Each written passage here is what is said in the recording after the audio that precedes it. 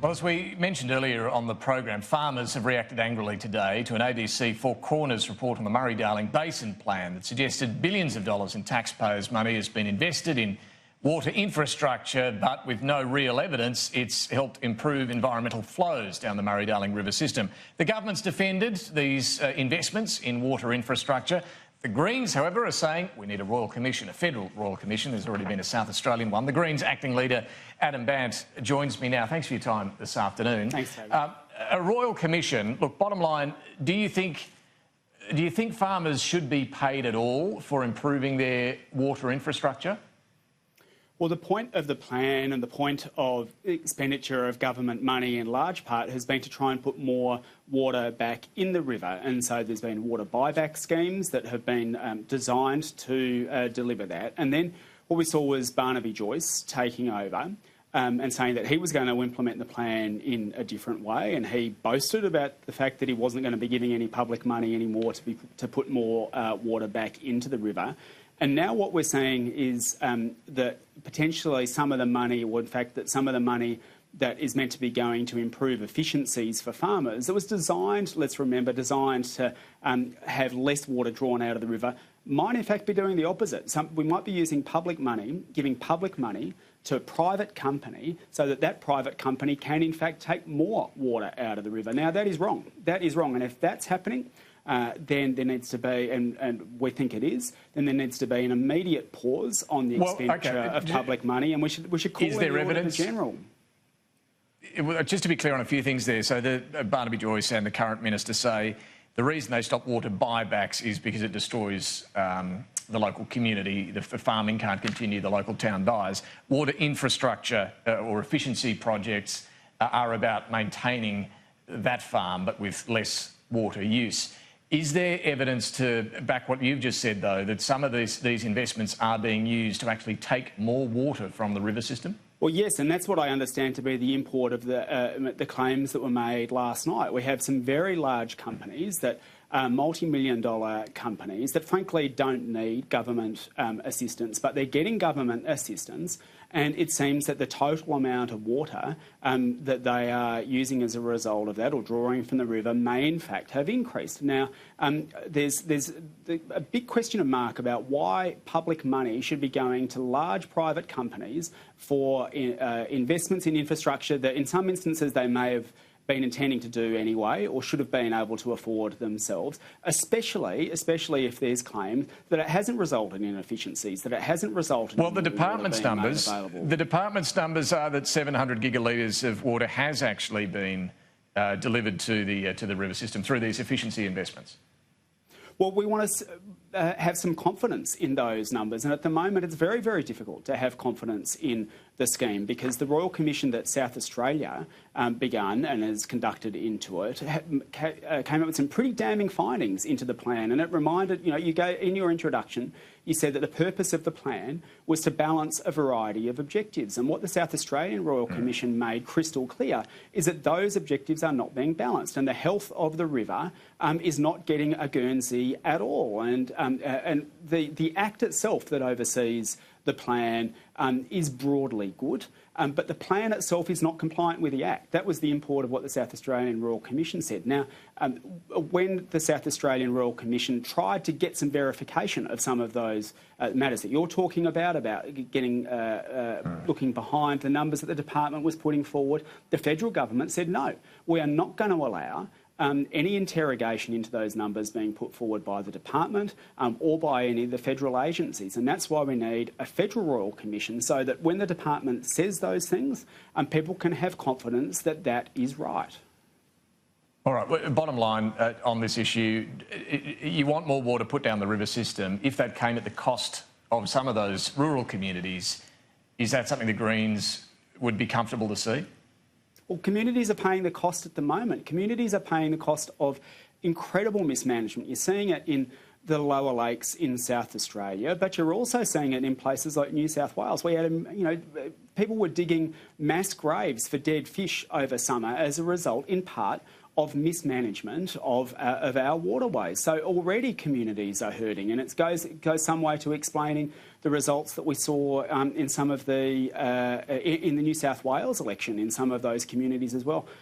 Communities are hurting, and communities deserve some answers and deserve to know that the original legislation, the spirit of the original legislation, is being complied with. And at the moment, it's actually smaller farmers who are losing out, because what the Four Corners investigation suggested last night is that, in fact, a lot of this money is going to big corporations who've already got a lot of money and, frankly, don't need more government handout, and that's coming at the expense of smaller farmers as well. So I think smaller farmers, as well as the health of the river, would all benefit from lifting the lid and a thorough on this and having a look under the hood. Just on that point, just to be clear, though, I think 95% of the investments are to smaller farms, those with projects less than $1 million, and the smaller scale farms. But I appreciate there are some big players there too that have been in focus. Look, I've only got 4 or 5 minutes here, so I want to just move on to a couple of other things. Religious freedom.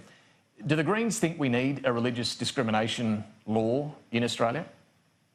There's no prima facie case for that. We've got protections for religious freedom in the Constitution. What we're seeing is a move from the government to try and it's blowback against introducing equality, marriage equality in particular, and so now the hard right in the government has been agitating for some time to say, well, we need to find ways of winding it back. They're dressing it up as religious freedom. There's no evidence that religious freedom is under threat in any serious way in Australia in the way that they're claiming. It's a way of winding back some protections, and what's very worrying is even knowing all of that, even looking at the people who are promoting this, notwithstanding the fact that it's a clear blowback against the push for equality that the Australian people have endorsed, it's how quickly Labor seems willing to sign up to it and work with the government. Okay, to be clear though, that we're going to take. The Attorney General Christian Porter's talking more about a Religious Discrimination Act. Now, we do have laws to prevent discrimination based on someone's age, gender, sexuality. Why shouldn't we have something to prevent discrimination on someone's religion? Well, the Constitution already protects that. And what they're talking about is going further, which is by saying you have the right to say something that would otherwise be in breach of Australia's laws, provided you preface it by saying my religion is. So, in other words, something that at the moment would might get you sacked from your job if you said, I'm refusing to serve you because you're gay. Some within the government are saying, well, no, you should be allowed to say that, provided you preface it with by saying my religion is. Now, to be clear, I don't think that's what the Attorney General's proposing, though. No, well, then I don't think that's what Christian Porter's proposing. But there's some conflicts within the government about just how far to push, because some of them have realised that perhaps giving in to the hard right time after time isn't a very good thing to do. Okay, but if there would there be a case to have a law that says you can't discriminate against someone for being Christian, Muslim, Jewish, same as you can't discriminate against someone for being gay? Well, that's already the case. That's already the case. And it's already protected by the Constitution. So I'm yet to see, other than some argument that the equality that has been hard fought and hard won and endorsed by the Australian people deserves to be unwound, which is the only argument that I've heard so far. That's how this all started. I'm yet to see any evidence that there's systemic discrimination against people at the moment because of their religion, because it is already currently protected. We are very, very worried that what this is it's about winding back people's rights and further entrenching discriminations against other groups of people. Final one on the economy, Adam Bandt. There's a lot of debate around the weakness in the economy, what to do to get it going. A tax cut's been passed, interest rates have been cut. Both the government and the opposition say the surplus, however, must be protected, must be delivered. Do the Greens agree with that? What's the point in having a wafer-thin surplus if you've got people living in poverty and people who are working full-time having their wages so low that they can't make ends meet, and Australia not investing in the productive infrastructure that we need to set ourselves up for the 21st century? Well, I guess the arguments would be the government is investing in that infrastructure, and the ratings agencies say that surplus is needed to keep our AAA credit rating and therefore keep our debt repayments lower. Well, at the end of the day, it's a question of priorities. And at the moment, we've just come back from a week in Parliament where Labor and Liberal both voted to rip $158 billion out of the budget that could have gone on stimulating the kind of investment that the Reserve Bank wants, could have gone on lifting wages that we know are struggling at the moment, could have gone on lifting Newstart and lifting people out of poverty. That money is now no longer there. And if these headwinds coming that Labor and Liberal say that they're fearful of, if they do come, then we have just ripped money out of the kitty to do the kind of investment and stimulation that would be needed that we saw, for example, with the GFC. Now, there's better ways of putting more monies in people's pockets. Let's lift the minimum wage, which would help lift wages overall. Let's lift people who are on Newstart out of poverty because they tend to spend more of their money. We could make Australia more equal and help address some of the concerns that the RBA has said. But at the moment, we're not getting that from the Liberals, which you expect. But it's worrying that Labor seems to be signing up to so much of it.